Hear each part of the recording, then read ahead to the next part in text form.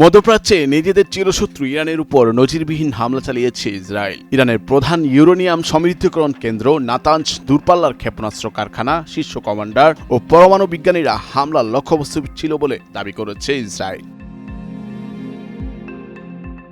এই হামলার নাম দেওয়া হয়েছে অপারেশন রাইজিং লায়ন বা জেগে ওঠা সিংহ।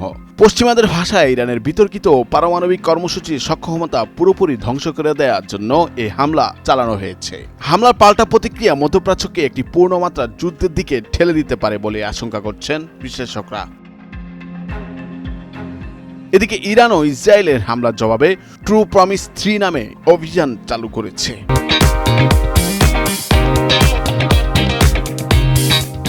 শুক্রবার ইরানের প্রধান ইউরেনিয়াম সমৃদ্ধকরণ কেন্দ্র, নাতাঞ্জ দূরপাল্লার ক্ষেপণাস্ত্র কারখানা, শীর্ষ কমান্ডার ও পরমাণু বিজ্ঞানীরা হামলার লক্ষ্যবস্তু ছিল বলে দাবি করছে ইসরায়েল। এই হামলায় অন্তত 200টি যুদ্ধবিমান অংশ নেয় বলে জানায় ইসরায়েলি সংবাদ মাধ্যম টাইমস অব ইসরায়েল।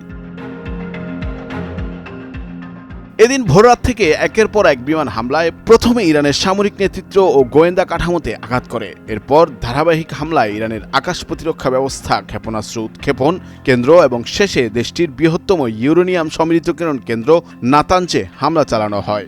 নাতাঞ্জের আংশিক ভূপরিবাহী হওয়ায় সরাসরি আঘাত করতে সক্ষম হয়েছে ইসরায়েল।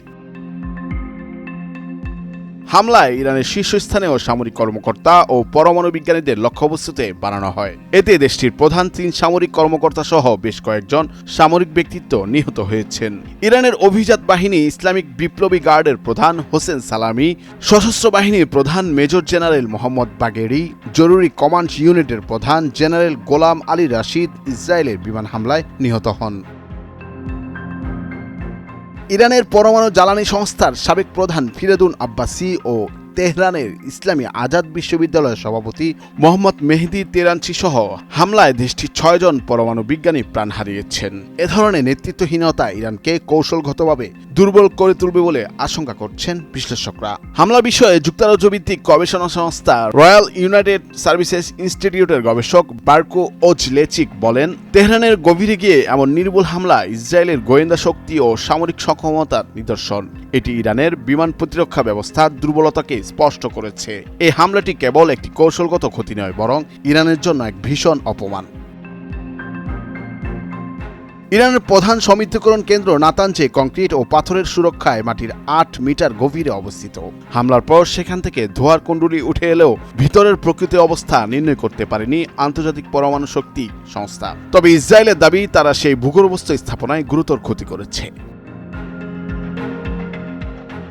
ইসরায়েল এখনও ইরানের দ্বিতীয় গুরুত্বপূর্ণ সমৃদ্ধকরণ কেন্দ্র ফর্দোতে হামলা চালায়নি। এটি প্রায় 90 মিটার মাটির নিচে অবস্থিত। কেবল যুক্তরাষ্ট্রের GBU-57 বি বাংকার বাস্টার বোমা দিয়ে এটি ধ্বংস করা সম্ভব। ইসরায়েলের গোয়েন্দা সংস্থা মুসাদ দাবি করেছে, তারা কমান্ডো অভিযান ও ড্রোন ব্যবহার করে ইরানের আকাশ প্রতিরক্ষা ব্যবস্থা এসফেজাবাদ এয়ারবেসে হামলা চালিয়েছে। ইরান পাল্টা 100টিরও বেশি ড্রোন ছুড়েছে।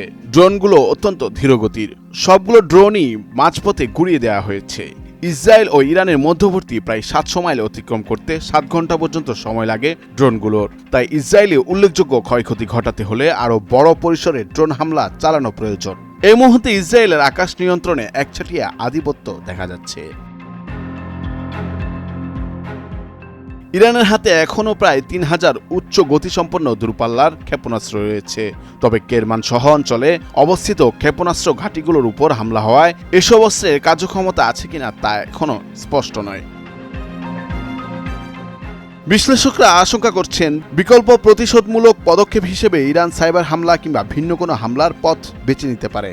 যদিও সেগুলো সফল হলেও রাজনৈতিকভাবে হয়তো সমপর্যায়ের জবাব হিসেবে বিবেচিত হবে না।